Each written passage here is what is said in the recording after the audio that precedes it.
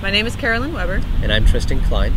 And we're starting two businesses, Third Coast Inn and Coast Inn Bikes in Milwaukee, Wisconsin.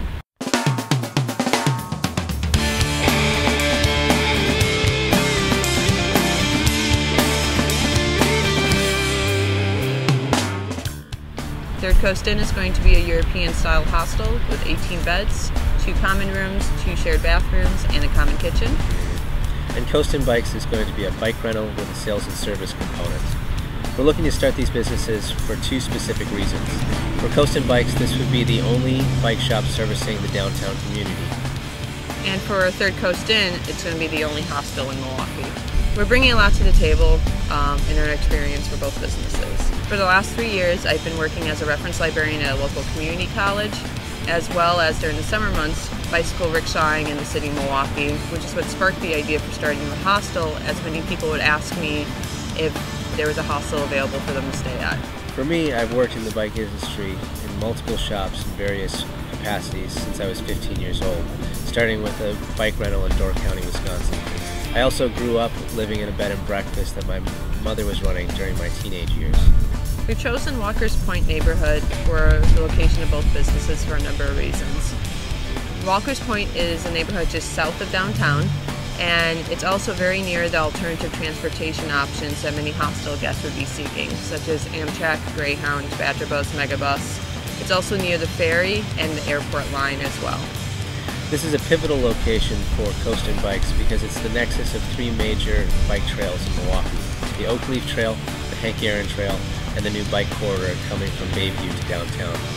Also, Walker's Point recently repaved 2nd Street, the major entertainment district of Walker's Point, and gave it new bike lanes. This entertainment district is also important for the hostel, as there are numerous restaurants, a brewery, a local distillery, and other night venues that the hostel guests would be particularly interested in. So far, we've chosen a suitable location for the hostel, and I've chosen 3 prospective locations for the bike shop within 2 to 5 blocks. Third Coast Inn is going to be located on 3rd and Bruce Street in a building that was built in 1993 by a local developer. What's unique about this building is that it has geothermal technology and other alternative green technologies within the building, which is important for the hostel because it's going to bring green or ecotourism to Milwaukee. We've already gathered the support of the local community and the Walker's Point Alderman, and we've begun the application process to BOZA, the Board of Zoning Appeals, for a special use permit for the hostel. One of the quirks of opening a hostel in most major cities, including Milwaukee, is that hostels don't fit within the zoning code, so we're applying for a bed and breakfast special use permit to be able to operate the hostel for the first couple of years.